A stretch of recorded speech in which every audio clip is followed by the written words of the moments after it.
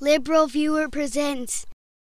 So it's that time of year again when Fox News gets all indignant about some made-up war on Christmas, usually involving some made-up smear against the American Civil Liberties Union, an organization dedicated to defending fundamental individual rights to which I belonged for over 25 years. So I wasn't surprised to see a promo for an upcoming segment on the O'Reilly factor this week centering on the made-up anti-ACLU smear you can see in this clip. Bah humbug. The ACLU scrooges public schools, warning them not to say Merry Christmas. Our Is It Legal team is on the case on the O'Reilly factor. Now, I've been a member of the ACLU for decades, and I've volunteered for ACLU affiliates from New Jersey to Missouri to California, and though I've heard many people at the ACLU say Merry Christmas, I've never heard anyone at the ACLU try to stop anyone from saying Merry Christmas, so I was pretty sure this was going to be another one of those big lies, and like any good big lie, Fox News repeated it over and over, not just in that promo ad, but from Bill O'Reilly himself, teasing the upcoming segment as you can see in this clip. The ACLU warning schools in Tennessee not to say Merry Christmas.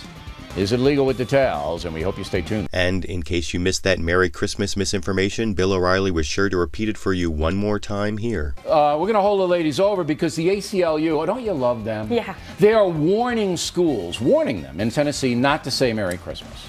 Now, after all of that lead-up, you'd expect facts to back up the accusation, but the only facts cited in that entire anti-ACLU segment on the supposed #1 cable news show was a quote from a letter that said nothing about stopping anyone from saying Merry Christmas, as you can see in this clip. A #1 cable news show for 10 years and counting.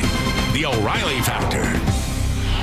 Thanks, Dan. With us, I'm Bill O'Reilly. We continue now with Is It Legal? In Tennessee, the ACLU has sent a letter to 137 school superintendents, warning them not to emphasize Christmas this year. Quote, "We believe that holiday celebrations that focus primarily on one religious holiday can result in indoctrination, as well as a sense within the students who do not share that religion of being outsiders to the school."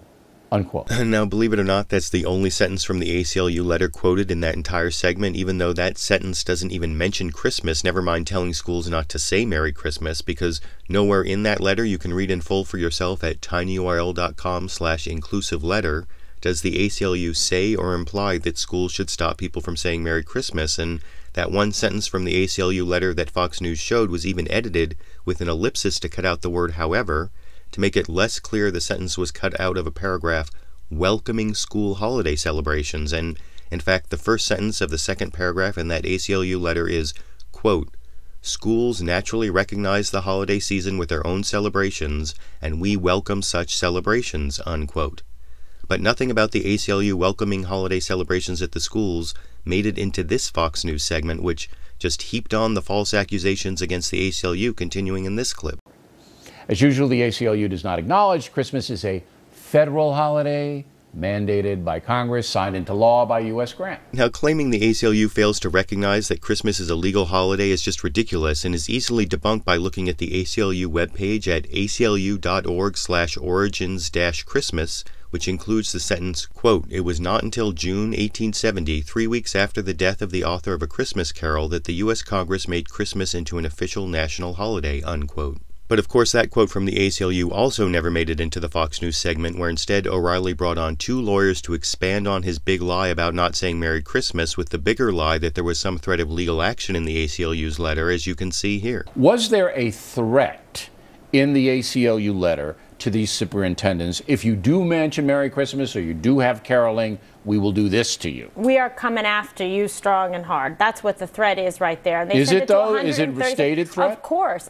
To me, this is very clear. If you read this letter, which we have, yes, they clearly state that we feel you are engaging in indoctrination, which is unfair, inappropriate, unconstitutional. Now wait. None of that is in the ACLU letter, which again you can read for yourself at tinyurl.com/inclusiveletter, where you'll find nothing telling schools they are engaging in indoctrination, nothing threatening anyone, and again, nothing telling anyone not to say Merry Christmas. Yet Fox News anchor and attorney Kimberly Guilfoyle went on to make the additional misrepresentations you can see here. And they focus specifically on what? Christmas. I don't know, Santa and his elves. It's a bad, scary thing. Right, I mean, it's just ridiculous. Now, what's really ridiculous is claiming this ACLU letter is against Santa when the sentence after the only sentence from the ACLU letter that Fox News quoted included the phrase, quote, "We welcome holiday celebrations that share secular symbols such as Santa Claus," unquote. So the spin from Fox News anchor and attorney Kimberly Guilfoyle on the ACLU letter was entirely dishonest, but the spin from Fox News anchor and attorney Wiehl was not much better, because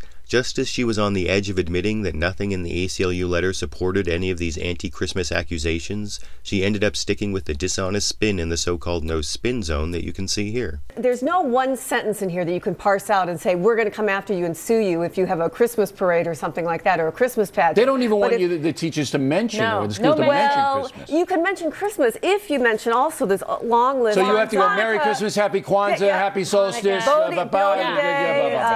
don't can't offend Winter Solstice, everything. Now, the list of holidays that Wiehl read there was, again, not part of any ACLU claim that every holiday always must be mentioned, but just came from the second sentence of the ACLU letter simply stating, quote, "Across the state, students and their families will be celebrating various holidays, including Christmas, Hanukkah, Bodhi Day, Kwanzaa, Idul Adha, Winter Solstice, and New Year's," unquote.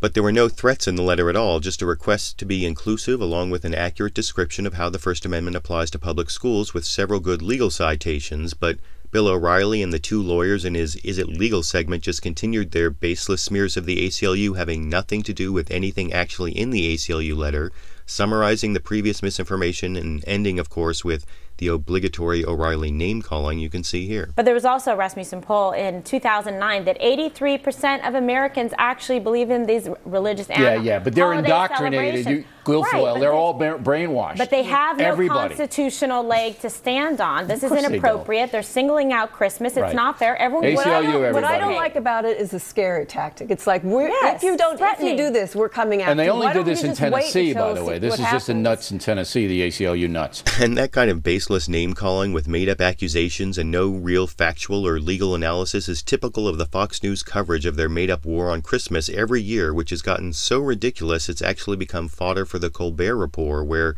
satirical conservative pundit Stephen Colbert calls his war on Christmas the Blitzkrieg on Grinchitude, which comes complete with the cool graphic introduction you can see here. This is the Blitzkrieg on Grinchitude. Ho, ho, ho, ho.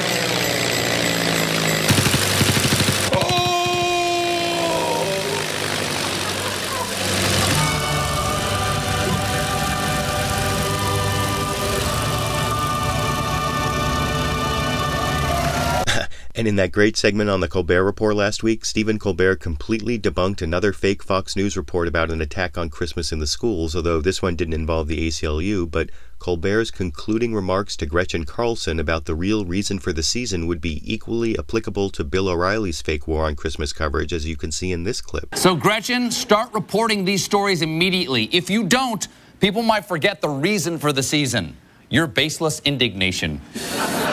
And that's really what's so sad about the fake Fox News war on Christmas, because it takes a time of year that so many people try to make about togetherness and inclusiveness and turns it into something nasty and divisive. And the worst part about it is the way it so often involves dishonest smears against that great pro-liberty organization, the ACLU. And I know that no matter how many videos I make debunking those smears, and I've made several, that my accurate information will never have the reach of Fox News' misinformation, but I still think it's worth the effort to do my part, especially when I get support from you, my viewers, giving my video a thumbs-up rating, adding it to your favorites, commenting on it, or spreading it around the internet on Facebook and Twitter. But I want to know what you think. Is correcting this Fox News war on Christmas anti-ACLU lie of 2010 worth my time to make this video and your time to give it a thumbs-up rating, add it to your favorites, comment on it, or spread it around the internet on Facebook and Twitter? And given the pervasiveness of Christmas celebrations in American culture, why does Fox News keep creating these fake attacks on Christmas every year that give Christians a false sense of being persecuted? YouTube, you decide.